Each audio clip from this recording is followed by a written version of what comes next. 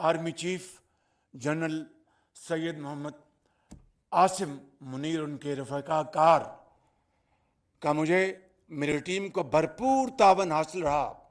اور ان کا ایک کلیدی کردار رہا۔ مدعی لاکھ برا چاہے تو کیا ہوتا ہے، وہی ہوتا ہے جو منظور خدا ہوتا ہے۔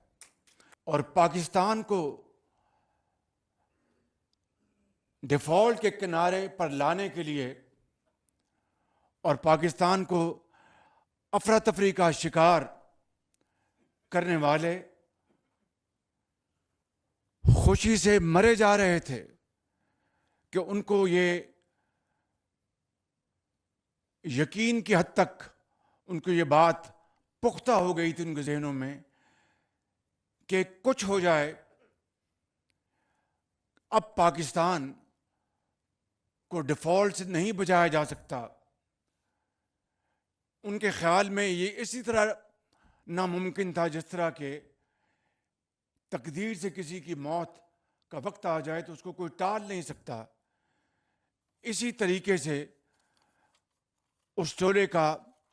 یہ پختہ یقین تھا کہ پاکستان ڈیفالٹ ہوا کہ ہوا، اور اس میں یہ ٹولہ تمام حدیں پار کر گیا۔ اور یہ وہی ٹولہ ہے جس نے آئی ایم ایف سے کیے ہوئے اپنے معاہدے کو خود توڑا اور اسے معطل کر دیا گیا۔ پاکستان کو ڈیفالٹ سے بچانے کے لیے جو دن رات کوششیں ہو رہی تھیں، ان میں پہاڑ نما رکاوٹیں کھڑی کی گئیں۔ کون نہیں جانتا کہ وہ کون سے وزرائے خزانہ تھے جنہوں نے آئی ایم ایف کو خط لکھے تھے اور آئی ایم ایف کے پروگرام کو بحال کروانے میں انہوں نے ایک انتہائی گھنونا کردار ادا کیا، اور اس طرح اپنی سیاست کو ریاست پاکستان کے مفادات کو قربان کر دیا اور اپنی سیاست کو بچانے کے لیے انہوں نے ریاست کا وہ حال کیا کہ شاید 77 سال میں پہلے کبھی نہ ہوا ہوگا۔ بہرکیف جسے کہتے ہیں مدعی لاکھ برا چاہے تو کیا ہوتا ہے، وہی ہوتا ہے جو منظور خدا ہوتا ہے۔ میں سمجھتا ہوں کہ یہ وہ اللہ تعالیٰ کی کمال مہربانی ہے کہ پاکستان دیوالیے سے بچ گیا اور دن رات کی محنت اس مالک حقیقی نے قبول کر لی۔ ماضی کے گھٹاتوپ اندھیروں سے اب یہ معیشت اجالوں کی طرف آ چکی ہے۔ معیشت میں بنیادی استحکام آ چکا ہے، اور اس کے لیے میں پوری قوم، کاروباری برادری، پاکستان کے عوام اور خاص طور پر عام آدمی جن کی شبانہ روز دعاؤں، محنت، قربانی، اظہار کے جذبات، تحمل، برداشت کی بنا پر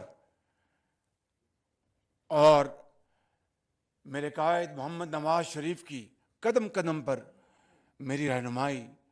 یہ شامل حال رہی۔ میرے بزرگوں، بھائی اور بہنوں، اس سارے عمل میں اگر میں یہ حقیقت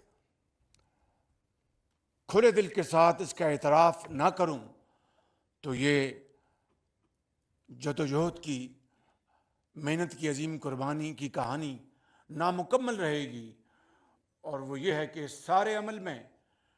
آرمی چیف جنرل سید محمد عاصم منیر ان کے رفقا کار کا مجھے میری ٹیم کو بھرپور تعاون حاصل رہا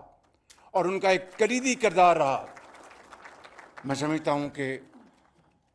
ملک و قوم کی ترقی اور خوشحالی کے حوالے سے نہ صرف ان کی کاوشیں بلکہ اس پوری ٹیم کی، اور جو لوگ اس ہال میں موجود نہیں ان سب کی کاوشیں اللہ تعالیٰ کے ہاں منظور ہوئیں، اور آج ہم استحکام معیشت کے اس ایجنڈے پہ کھڑے ہیں، جو سفر شاید پہلے سے بھی زیادہ چیلنجنگ ہو، لیکن وہاں پر ہم نے میکرو اکنامک جو انڈیکیٹرز تھے